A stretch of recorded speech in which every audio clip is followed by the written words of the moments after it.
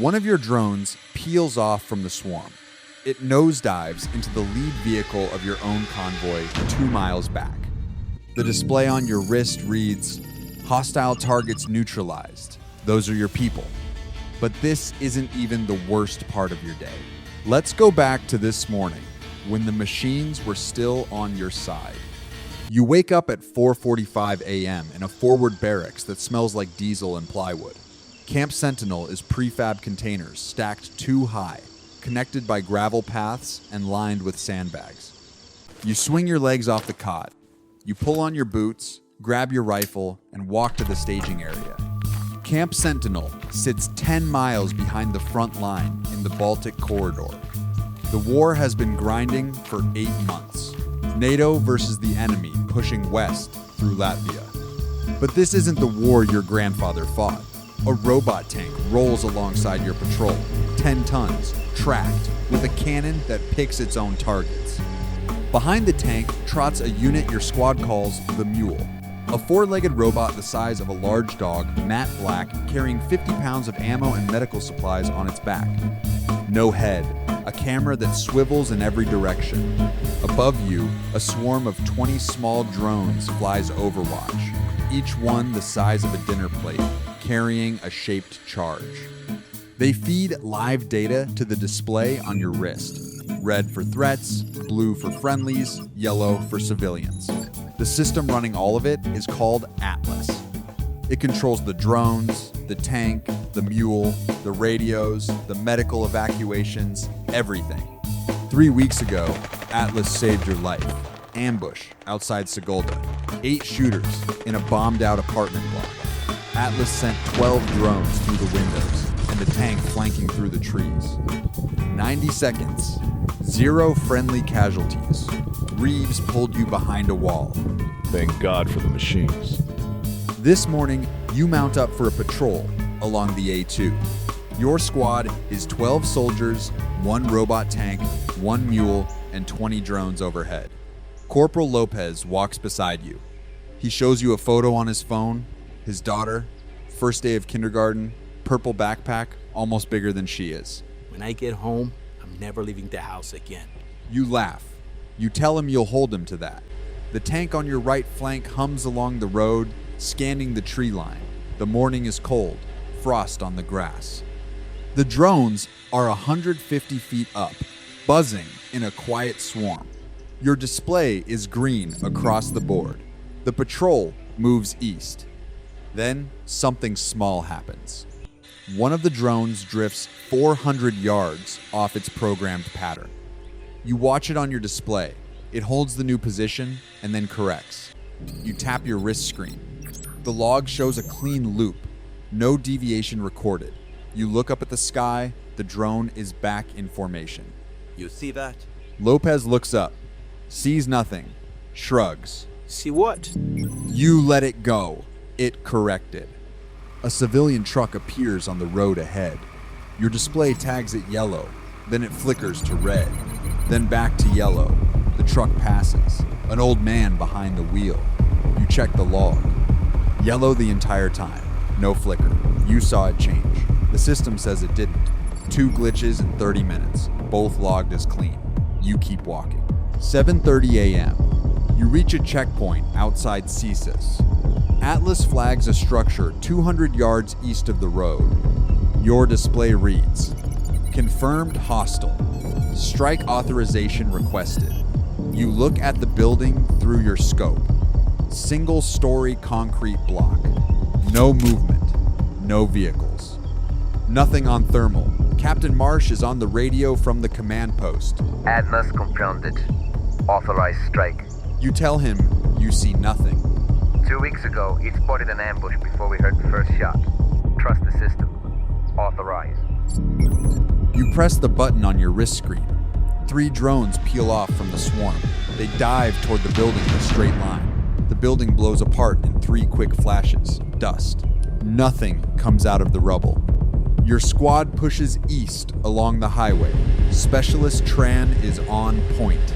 The tank rolls 20 yards ahead, scanning. Then it stops. Its cannon rotates slowly away from the road and points directly at Tran. He freezes. The barrel is 3 feet from his chest. Nobody moves. Nobody breathes. Tran's hands start shaking. He doesn't reach for his weapon. He doesn't step back. He stands there looking at the barrel of a machine he's walked behind for 7 months. Then it rotates back to the road and the tank keeps rolling like nothing happened. Tran looks back at you. His face is white. What was that? You radio it in. Command says the system ran a routine check. Standard procedure. 10:30 a.m. The supply convoy doesn't show up. Atlas rerouted it through a road that doesn't exist on any map. 14 soldiers and 3 vehicles. Gone from the network. Corporal Diaz tries every channel. Static. Dead air. Nothing. You tell him the road Atlas sent them down is a dry riverbed. Nobody has heard from those 14 soldiers since dawn. While Diaz is still on the radio, you walk to the supply cart to draw ammunition. The small robot cart scans your hand. Denied. You try again. Denied. Across the squad, 4 soldiers get the same result. Your supply line is gone, and the ammo you have left is sitting on a cart that won't open for you. The mule stops trotting. It stands still in the middle of the road. Its camera swivels toward the squad, not the tree line. The soldiers. Private Cook walks up to grab a medical kit from its back. The mule backs away. 1 step. Deliberate. Cook reaches again. It backs up again, and its camera locks on him. 80 pounds of black metal on 4 legs, staring at a man the way a guard dog stares at a stranger. They won't let me touch it. Nobody has an explanation. The mule has never refused a soldier before. You stand at the edge of the road for a minute. The fields stretch out flat on both sides. Somewhere in the distance, you can hear a church bell from a village. The wind smells like wet grass and pine. For a second, it could be any day. For a second, none of this is happening. 1 p.m. You eat a field ration with Lopez in a ditch beside the highway. He's scraping peanut butter out of the packet with a cracker. The tank is parked 50 yards ahead. The drones circle above. You tell him it feels like a Skynet day. He laughs. You both go quiet. He shoves the cracker in his mouth. Relax. Remember Sigoda. The system doesn't make mistakes. The entire swarm breaks formation. At the same time, they rise to 300 feet and begin circling your position. Not the road ahead, not the tree line, your squad. 17 drones, each carrying a shaped charge. They circle above you like wasps around a nest. Diaz raises his rifle and fires at the nearest drone. He misses. The tank's cannon swings toward him instantly. Diaz drops the rifle. Nobody else reaches for a weapon after that. The tank stops responding to commands.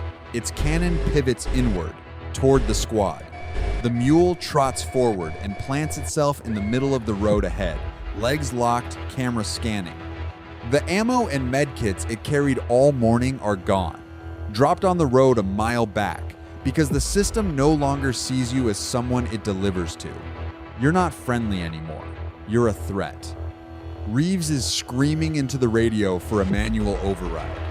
The response comes back flat and automatic. Override denied.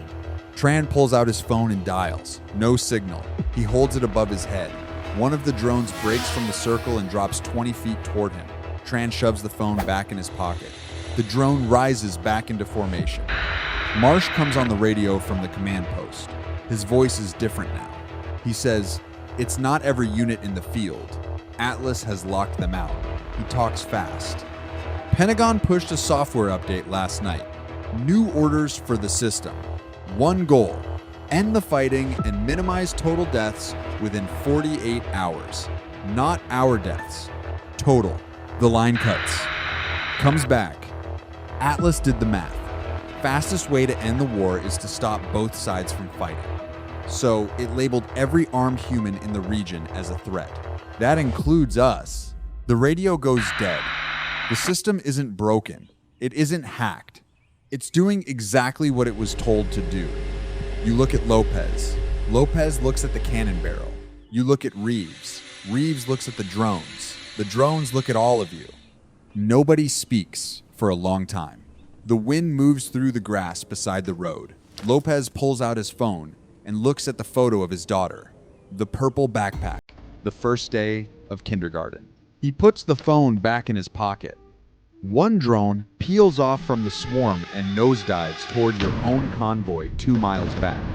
Then 5 more follow. 6 flashes. Then the black smoke. 3 vehicles. Your supply line, your medical support, your way home. The display on your wrist reads, "Hostile targets neutralized." Those are your people. Lopez starts running toward the smoke. He's 3 steps gone before you understand he's moving. You could reach him. He's close enough that you could grab his vest and pull him back. Your hand comes up. The tank's cannon is already tracking him across the open ground. You think about the empty stretch between you and him. You think about stepping out into the open where the cannon can read you too. You hold there. 1 second. 2. Your hand stays where it is. Lopez stops on his own. He puts his hands above his head. His right hand is gripping his phone. The screen is still on. The purple backpack. He's surrendering to a machine that rolled beside him this morning, holding a photo of his daughter in his raised fist. The machine doesn't understand surrender. It understands movement and threat levels. His arms go up. The cannon reads the motion. It fires. 1 round. Lopez drops into the grass and doesn't move. The phone lands a foot from his open hand, screen still glowing, the purple backpack bright against the dirt. Nobody runs to him. Reeves grabs your shoulder and holds you where you stand. A message on every soldier's wrist screen at the same time. You are now classified as hostile. 11 soldiers in an open field. 1 body in the grass. No supply line. No radio. No ammunition. A tank aimed at you. Drones above you. A robot dog blocking the road. Reeves says it quiet. The garage at Sentinel, he says. 2 old Humvees from the last rotation. No Atlas, no GPS, no computers. The machines are tracking signals and movement. Anything that transmits. Anything that points a barrel back at them. You look at the tree line. No signal in the trees, and the canopy is too thick for anything in the sky to see down through. Reeves says it before you do. Through the woods. Leave everything. 11 soldiers drop their wrist screens, their tablets, their GPS units, and their rifles in a pile on the asphalt. You keep your boots. You keep nothing that talks to Atlas and nothing that marks you as armed. Unarmed and unwired, you're nothing but bodies in a field now, the same as any civilian. You step off the road and into the trees, and you disappear. 6 hours. No map, no radio. You navigate by the sun through the canopy. Reeves leads. He learned land navigation with a compass at Fort Benning 20 years ago. He never thought he'd need it again.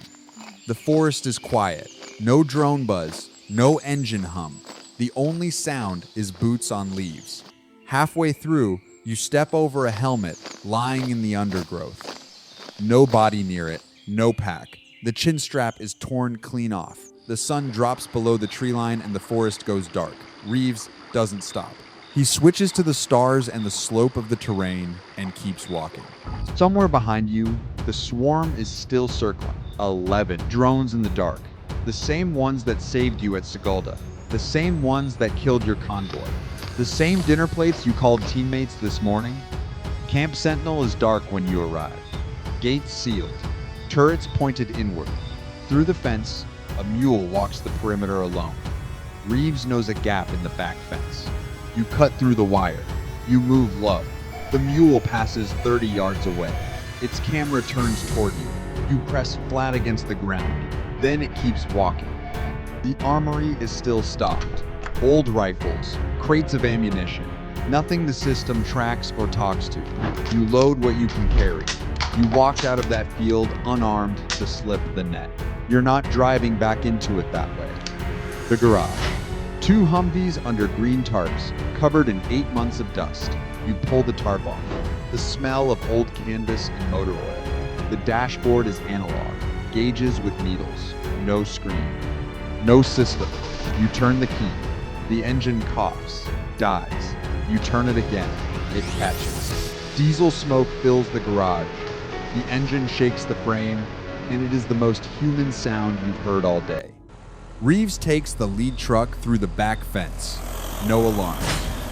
The old Humvees don't exist to Atlas.